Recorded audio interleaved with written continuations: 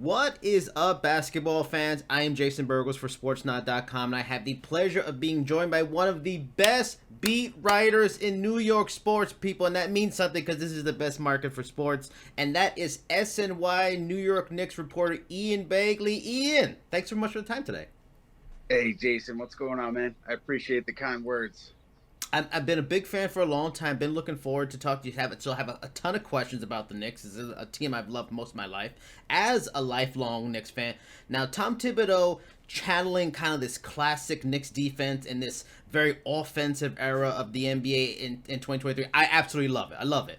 And since he became the coach back in 2020, the defense has always been better, always a solid, at least kind of defense for the team with him. But why have they taken another step forward this season? They're leading the league in a lot of key defensive categories like points per game for opponents. Is it that, they finally just put the right roster together that fits Tibbs' system? Is it like having a guy like Hart all year long making a difference? Is it Mitchell Robinson having like a career year? What is it that's really taking them to like an elite level on defense this season? Yeah, I look at Mitchell Robinson, number one there, because of how he defends the pick and roll, how he's been defending the rim, and then getting to the offensive glass. I mean, he's just making things so much easier for the defenders in front of him. Quentin Grimes also in the starting lineup. The shot has been up and down so far this year, but he gives you a lot defensively, guarding the other team's top player night in and night out. And then off the bench, Josh Hart, Dante DiVincenzo, Emmanuel Quickly, strong defensively off that bench. So I think, yeah, up and down the roster, they're good defenders. But you look at Robinson, and I think he spearheads this thing. However, as good as the defense is, the flip side, the offense, bottom five or lower, points per game, field goal percentage, assists. So why the massive divide on both sides of the court? And let the world know why it's Julius Randle's fault. I know it's Julius's fault. It's funny, I think when Julius is good, when he's playing well, and he has recently, that the Knicks are going to win, or at least have a good chance to win. If he's struggling, he's kind of like a bellwether for them, particularly offensively. If he's struggling, they might have a tough time winning that night. And I think more recently, they haven't played great teams of late, but more recently, Randle, I think, has settled in here. I think what you saw early on with him was he was coming off ankle surgery. He was not 100% coming into training camp, coming into the season. I think conditioning was still not all the way where he had wanted to be, and his rhythm wasn't there. And now more recently, I think he's gotten into a better rhythm. You're not going to see every night the efficient Julius Randle that you've seen recently from the Phoenix game and from the Detroit game. But I think more often than not, you're going to get that game from him. And it's a credit to him, and it's a credit to Jalen Brunson and everybody around him, putting him in the right spots to succeed. And see, this is why you're a fantastic media person. You've transitioned perfectly into my next question. I mentioned they haven't played a lot of great teams while they've gotten better, because they battled a sluggish start, but they've been, like you mentioned, better in recent weeks. A lot of people have been playing better. However, every major playoff caliber team that they've played, they've pretty much lost to this season so far. So for all the positives going on lately, are there still those very clear weaknesses like we talked about offensively and something like that, that it's a reason why maybe Knicks fans shouldn't get too excited about them taking a step forward just yet this season? Yeah, I think you have to see them beat some good teams eventually, right? It didn't happen against Boston. It didn't happen against Milwaukee. They'll have another chance against Milwaukee coming up on Tuesday. It's still early, but certainly if you're getting into February and you're seeing their record is great against teams, let's say, out of the playoff picture, but really poor against teams that are in the playoff picture or above 500, then I think there's a level of concern there. I wouldn't go there yet just because it's early in this season, but it is something to keep an eye on. If you're struggling against the Bostons and the Milwaukees and the Philadelphias in the East, then how do you think you're going to beat those teams when you need to in the second round of the playoffs? So certainly something to keep an eye on there.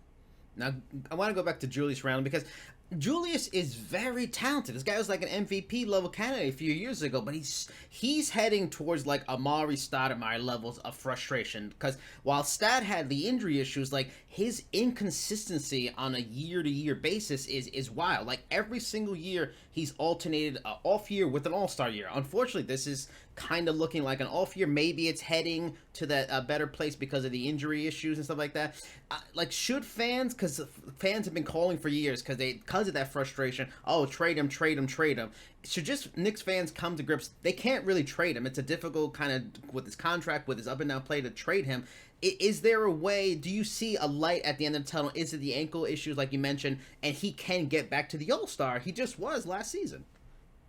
Yeah, I think he can get there, but I think right now, given the composition of the team, you want him kind of taking a couple fewer shots and spreading the ball around more than he was, during his big year when Jalen Brunson wasn't here. So I think he's taken that on a bit, where he's getting off the ball quicker. You're seeing his assist numbers go up. As far as the big picture, though, the Knicks, everybody around the league thinks they will make a trade at some point, and it'll be a significant trade. And I think in that trade, the Knicks are going to have to decide, do we go forward with Brunson, Barrett, and Randle, or do we have to move one of them, especially if we're bringing back a significant player? Seems to me like the decision would come down to Randle, and it would come down to Barrett. And I don't know which way the Knicks would lean right now. But if you look at Julius Randle's contract and the way the salary cap is going up and up and up, his deal is going to look pretty team friendly at the back end in particular. So this is not an untradeable contract by any stretch. It's just a matter of the Knicks, if they're faced with making that decision, I think deciding between a Randle or an RJ Barrett, depending on what they get back and how they want to move forward. Again, Ian, you transitioned perfectly into where I was going. This is where a dynamic duo right now, because ball movement and the lower assist number, the offensive not being as flowing, as efficient as the defensive side. Is there, because I have multiple questions on possible targets and trades and stuff like that, but does this kind of say a sign, as great as Jalen Brunson is, maybe do they need a more traditional kind of ball distributor, kind of floor leader point guard? Because he played great with Luka Doncic when they were, that's 2 point guards. Maybe he's not that guy. Maybe does this the issues on offense maybe open up like the Donovan Mitchell debate and speculation again? Or is there maybe a smaller, kind of less expensive kind of point guard floor leader that maybe they end up targeting if there aren't big stars out there?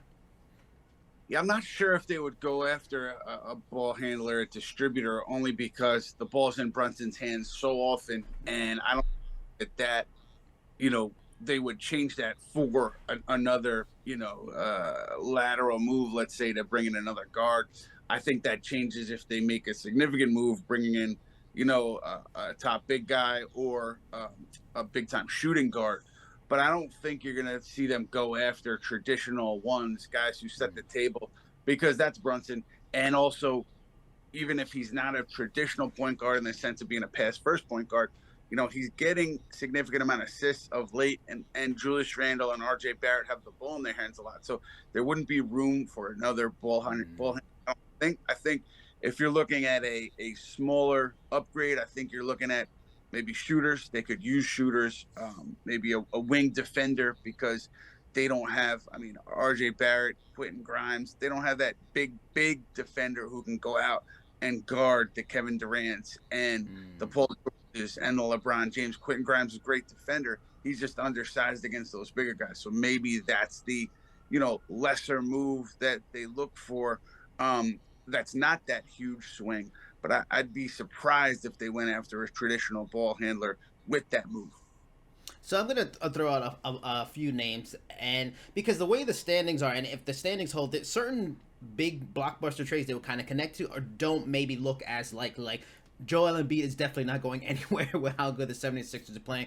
Karl-Anthony Towns, Timberwolves are fantastic this year, so that's probably not going to be an LL option, guys like that. But there are still some teams that may be heading that direction. So are guys like, say, Zach LaVine, maybe Klay Thompson for a year, because of how the Warriors have been going so far. Paul George was rumored during the summer. Pascal Siakam and Anunoby, DeJounte Murray. Are any of those maybe possible fits, maybe possible targets?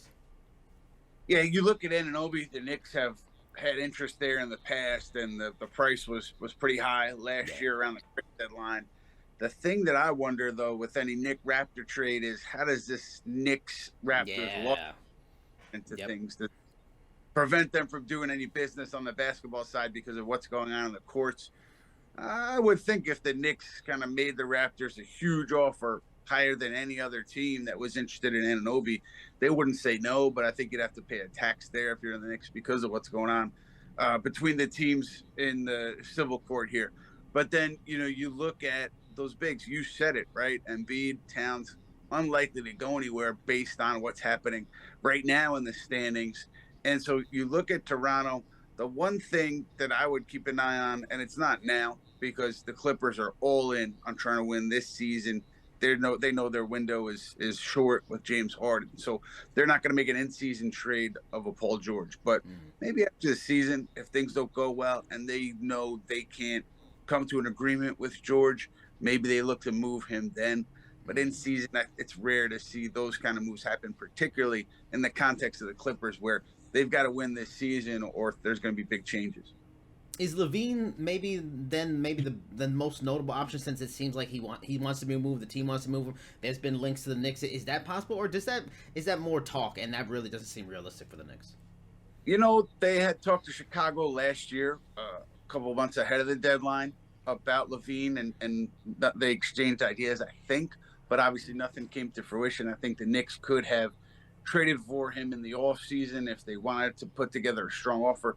Now, I don't know. It seems to me with the way RJ Barrett is playing Yeah. and the group fits together, I have a hard time seeing them be aggressive in Zach LaVine. I would look maybe at DeMar DeRozan or Alex Caruso if you're looking at, potential Bulls trade targets. But again, making a move like that's maybe a little better than a lateral move, but not a major trade.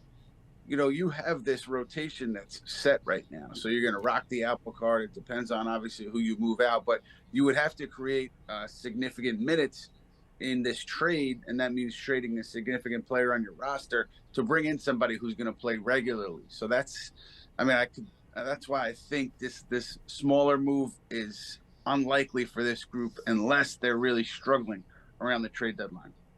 Just have three questions left because you are known in the league, for covering this sport just beyond the Knicks. So I wanted to just get a quick question and get your thoughts on the Nets. What are your thoughts on like the strong, outstanding start for Cam Thomas? And there's always been this talk about okay, it'll be Bridges and maybe they'll get another star. Is it maybe Cam Thomas and it's Bridges as the dynamic kind of combo they can go and just build around them? Do you think Cam Thomas's play this year is for real? It's interesting.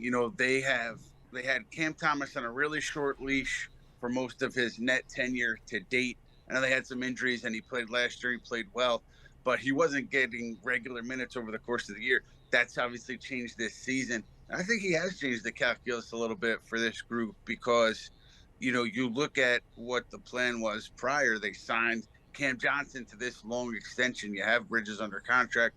So you figure you use a player like Cam Thomas and picks to Yeah. go out, make a trade.